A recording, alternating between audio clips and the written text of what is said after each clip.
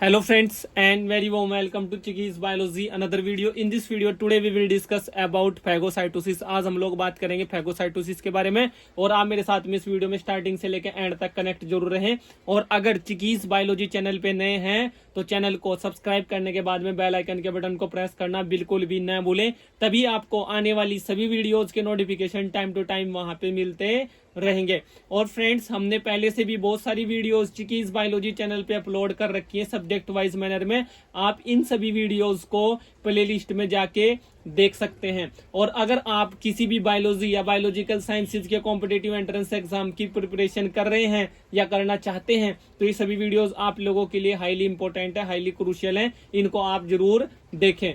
और फ्रेंड्स अगर आप CSIR net life sciences exam, gate biotechnology exam, gate life sciences exam, DBT JRF exam, ICMR, ICAR या फिर जो CUET MSc in biotechnology entrance exam है, इन एग्जाम्स में से किसी भी एग्जाम की प्रिपरेशन कर रहे हैं तो आप इन सभी वीडियोस की हेल्प से बहुत अच्छी रैंक, बहुत अच्छा स्कोर पा सकते हैं।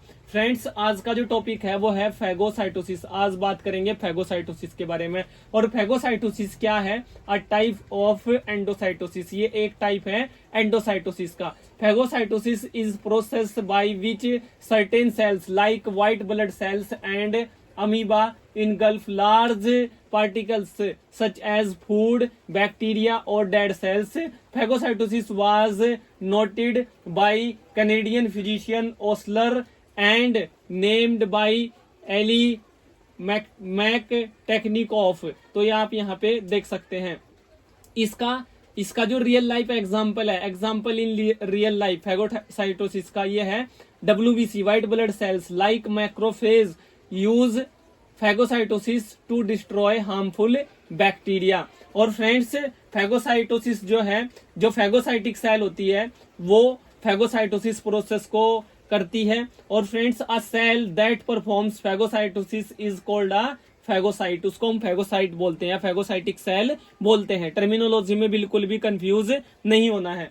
तो फ्रेंड्स यहाँ पे एक पिक्चर है, एक डायग्राम है, इसकी हेल्प से इसको समझते हैं। तो फ्रेंड्स इस फैगोसाइटोसिस प्रोसेस में 4 स्टेप होते हैं या 4 एक तरह से फेजेस होते हैं। एक होता है इंट्रैप्टमेंट, एक होता है फॉर्मेशन ऑफ फूड वैक्यूल, एक होता है फ्यूजन विद लाइसोसोम्स और एक होता है डाइजेशन।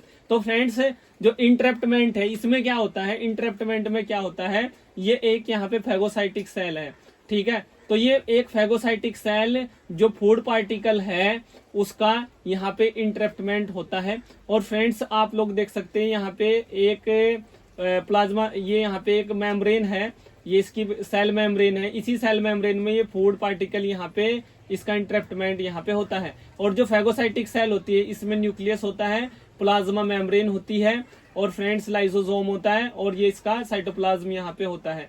तो फ्रेंड्स जो इंट्रैप्टमेंट है, इंट्रैप्टमेंट स्टेप में क्या होता है? इसमें होता है, आप यहाँ पे देख सकते हैं इंट्रैप्टमेंट में the cell detects a food particle और pathogen, the plasma membrane surrounds and traps it. जैसे मैंने आप लोगों को बताया, तो यहाँ पे फैगोसाइटिक सेल इस एक फूड पार्टिकल को यहाँ पे ट्रैप्स इट, यहाँ पे ट्रैप होता है, ठीक है। तो आप ये देख सकते हैं। तो ये इंट्रैप्टमेंट यहाँ पे हो गया, फर्स्ट जो स्टेप है फैगोसाइटोसिस का, फैगोसाइटिक सेल जो करती है।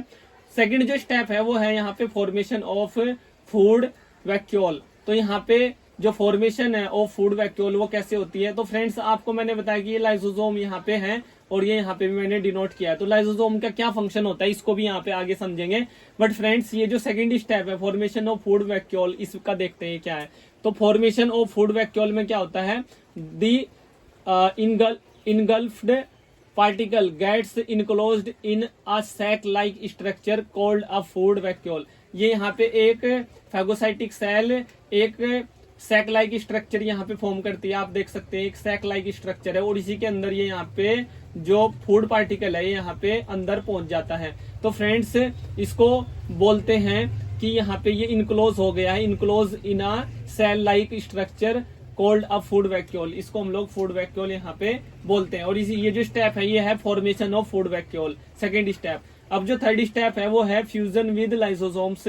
तो फ्रेंड्स आप देख सकते हैं कि ये जो हमारा फूड पार्टिकल है ये इस थर्ड स्टेप में बिल्कुल सेल के अंदर पहुंच गया है, जो फेगोसाइटिक सेल है उसके अंदर ये यहाँ पे पहुंच गया है, और इसके चारों तरफ यहाँ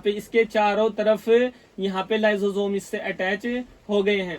तो फ्रेंड्स इसीलिए इस स्टेप को बोल रहे हैं फ्यूजन विद लाइसोसोम्स।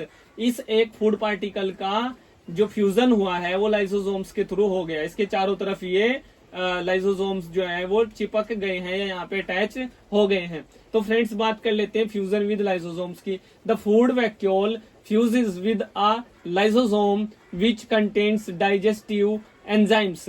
तो फ्रेंड्स ये आप लोगों को पता चल गया होगा। अब बात करेंगे डाइजेशन स्टेप की, जो यहाँ पे लास्ट है एंड फोर्थ स्टेप है। तो डाइजेशन में क्या होता है, जो ये हमारा फूड पार्टिकल था इसका यहाँ पे डाइजेशन अकर होता है, और एंजाइम्स जो हैं वो इसको यहाँ पे देखो आप, enzymes break down the engulfed particle. जो इनगल्फ पार्टिकल है जो हमारे फूड वैक्यूल है, जिसका इसी को हम यहाँ पे इनगल्फ पार्टिकल बोल रहे हैं, इसमें क्या होता है, इसका यहाँ पे ब्रेक डाउन होता है और nutrients are observed into the cytoplasm. और जो न्यूट्रिएंट्स हैं वो ऑब्जर्व होते हैं इन साइटोप्लाज्म में। मींस की जो जितने भी फॉरेन पार्टिकल होते हैं वो उनमें क्या होता है, प्रोटीन होता है, कार्बोहाइड्रेट होता है, लिपिड होता है, न्यूक्लिक एसिड होता है। तो फ्रेंड्स इनके अंदर जो इनकी एक तरह से फोर्जिनेस होती है उसको डिस्ट्रॉय करके, उसको खत्म करके, और फ्रेंड्स इन पार्टिकल्स का या इन फूड पार्टिकल्स का या इन फॉरेन बैक्टीरियाज का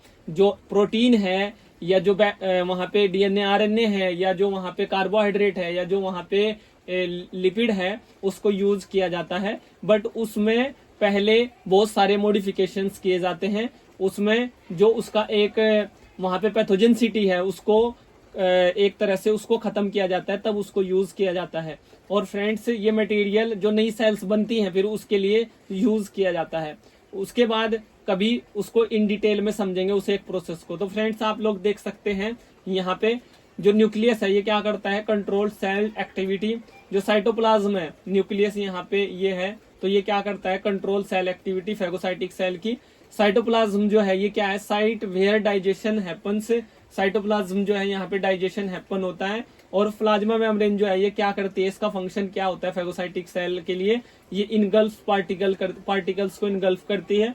और फ्रेंड्स जो लाइसोसोम है इसमें क्या होता है, रिलीजेज एंजाइम्स फॉर डाइजेशन। जो ये यहाँ पे लाइसोसोम है इसमें क्या होता है, इसमें एंजाइम्स होते हैं, इसमें यहाँ पे जो प्रोटियोलिटिक एंजाइम्स होते हैं इसमें, या यहाँ पे आप लाइटिक एंजाइम्स भी उनको बोल सकते हैं। तो ये लाइसोसोम जो है रिलीज करता है, रिलीजेस एंजाइम्स फॉर डाइजेशन। और फूड वैक्यूल का क्या है, ये टेम्परेरी स्टोरेज फॉर इनगल्फ्ड मटेरियल। तो फ्रेंड्स ये जो फेगोसाइटिक सेल जो सेल ऑर्गेनल कंटेन करती है उनके अलग अलग क्या क्या यहाँ पे इंपॉर्टेंस है, क्या क्या फंक्शंस हैं, ये यहाँ पे मैंने लिखा है और यही मैं आप लोगों को बता रहा हूँ। आई होप फ्रेंड्स आप लोगों को अच्छे से फेगोसाइटोसिस जो प्रोसेस है या जो एक मैकेनिज्म है वो अच्छे से आपने अंडरस्टैंड कर लिया होगा।